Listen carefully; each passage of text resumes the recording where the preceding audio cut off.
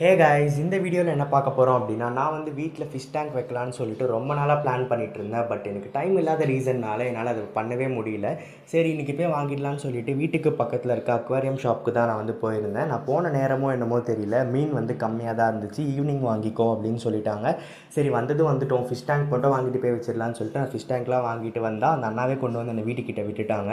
என்னெல்லாம் வாங்கியிருந்தேன்னா, love பேர்ட்ஸ்க்கு food, அதோட அந்த சுண்ணாம்பு கல், தென் டேங்கில் போடுறதுக்கான ஸ்டோனு, தென் வந்து வலை, அப்புறமா வந்து மோட்ரு வந்து வாங்கியிருந்தேன். அப்புறம் வந்து மேலே போடுறதுக்கு அந்த தொட்டிக்கு மேலே போடுற அந்த மூடி மேலே இருக்கிறது வாங்கியிருந்தேன். சரின்னு சொல்லிட்டு தொட்டியை வாஷ் பண்ணிவிட்டு ஸ்டோன்லாம் ஃபுல்லாக வாஷ் பண்ணி உள்ளே போட்டுட்டு தண்ணியை வந்து ஃபில் பண்ண ஆரம்பிச்சிட்டேன். ஏன்னா அந்த வாட்டரில் வந்து ஃபிஷ்ஷு செட் ஆகணுன்றதுக்காக, மோட்டரும் செக் பண்ணணுன்ற ரீசனுக்காக நான் என்ன பண்ணிட்டேன், ஃபுல்லாக வந்து வாட்டர் ஃபில் பண்ணி அதுக்கப்புறம் மோட்டரையும் ஃபிட் பண்ணிவிட்டு போட்டு பார்த்தேன். ஏற்கனவே என்கிட்ட இருந்த 2 பழைய மாலி ஃபிஷ் இருந்துச்சு, அதையும் தூக்கி உள்ளே போட்டுட்டு மோட்டர் ஆன் பண்ணி விட்டுட்டேன். ஈவினிங் போய் கடைக்கு பார்த்தா காலையில் சுத்தமாக இல்லாமல் இருந்துச்சு. பட் ஈவினிங் போய் பார்த்தா அவ்வளோ ஃபிஷ் வந்துருந்துச்சு. கடை ஃபுல்லாக அப்படியே கலர் கலராக இருந்துச்சு. எதை வாங்குறதுன்னு எனக்கு தெரியல. பட் என்னோடய தொட்டிக்கு ஏற்ற மாதிரி தான் நான் வாங்க முடியும். ஸோ அதெல்லாம் நான் வாங்கிக்கிட்டேன்.